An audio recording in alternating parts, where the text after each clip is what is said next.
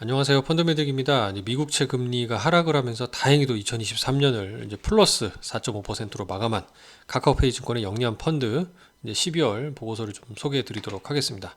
천만 다행이긴 한데요. 2021년부터 2022년 이제 금리가 이렇게 상승하면서 미국채 안전자산이잖아요.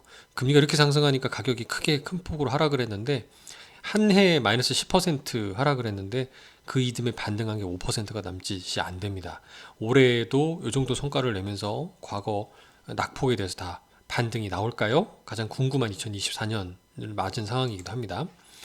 12월 펀드 수익률이 2.34% 상승을 했는데 이제 두 가지를 항상 말씀드리잖아요. 금리에 대한 부분, 스프레드에 대한 부분입니다. 근데 이제 둘 다 기여가 된 이번 지난 12월이었습니다. 이제 책 글로벌리라고 했는데 글로벌 전체 채권 금리에 우호적으로 해석될 만한 게 금리 하락했다는 얘기예요.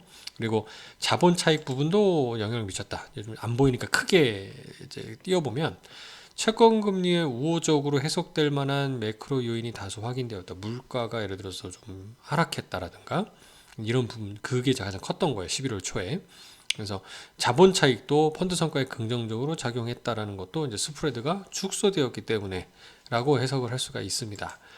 이제 10년 금리의 이제 지난 1년간의 흐름이었습니다. 지금 11월에 이때였거든요. 이제 급격히 금리가 하락하는 걸 볼 수 있고요. 이제 이후에 반등이 좀 최근에 나온 상황이긴 해요. 연초에는 거꾸로. 그죠? 근데 지금 직전 전고점 수준에 있는 것을 이렇게 볼 수가 있습니다.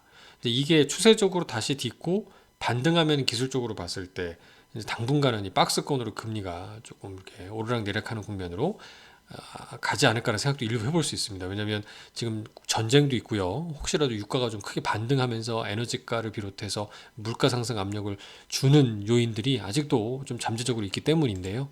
만약에 그게 아니라 이 수준에서 다시 터치하면서 내려가 준다라고 했을 때는 그때는 여기 있는 그 하단에 한 3.2 정도 레벨까지는 떨어질 수 있다라고 생각하고 조금은 장기채를 해도 되지 않을까라는 생각이 들긴 합니다. 근데 결론부터 말씀드리면 지금은 장기채 하지 말라는 얘기를 하고 있어요. 과도하게 반영된 부분이 있어서 조금은 좀 불확실성이 있다라고 판단하는 게 현재 시점인 것 같습니다. 저도 그래서 지금은 만기 긴 거 하지 말고 단기 국공채 하자는 말씀을 특히 드리고 있죠. 반등을 하고 있는데 일단 이렇게 양호한 수준입니다. 단기간에 많이 오른 측면도 있기 때문에 조심해야 될 것 같습니다. 네. 왜냐하면 또 작년도 비슷했어요. 2022년 11월도 이랬거든요. 이 당시에 이제 달러 약세 및 금리 하락이 크게 나타나면서 이제 채권 가격들이 반등하고 주가도 반등했던 기억이 납니다. 근데 이 부분이 2023년 연초에 잠깐 반등하고 떨어졌다가 이제 다시 10월 말까지 급격히 상승하는 공포감을 주면서 금리가 당분간 높은 수준에 유지한다. 하이어퍼로 온 거 기억하실 거예요. 이렇게 올라갔던 이력이 있었거든요. 근데 지금은 이제 이렇게 될 거라는 전망을 하진 않지만 이 중간에 작은 봉우리 보이시죠? 이 정도로 중간중간 반등할 수 있다. 일정 수준의 그 박스권을 염두에 두고 너무 금리 하락에 배팅하지는 말자라는 생각도 일부 들었습니다. 과거 대비 세계화도 제가 볼 때 깨진 것 같고 물가가 뭐 구조적으로 떨어지기는 쉽지 않은 환경일 수도 있겠다라는 생각이 드는 거죠. 여기도 씁니다. 낮은 실업률과 성장률이 견조함에도 불구하고 시장 금리가 하락하면서 금리가 떨어지니까 중앙은행 입장에서는 정책 금리를 서둘러 내리지 않아도 되겠네라는 생각을 갖게 만들었다는 거죠. 그러니까 이게 다시 금리를 내려야 되겠다라는 생각을 가지려면은 뭐 실업률이나 성장률 지표를 계속 봐야 될 부분이 여전히 있는 거고요. 이미 이날을 반영했다라고 볼 수 있기 때문에 너무 과도한 기대는 갖지 말자. 투자하는 자산에도 보면은 이게 기본 알채권이라고 하죠. 이렇게 채권들을 ETF 대신에 좀 많이 투자하고 있는 흐름을 볼 수 있습니다. 뒤에 소개해 보면 일단 국채금리 하락이 전반적으로 채권 가격 상승에 기여했다라고 볼 수 있고, 이어서 회사채나 신흥국들도 스프레드가 축소되면서 가격 상승하며 긍정적으로 기여했다라는 부분이고요.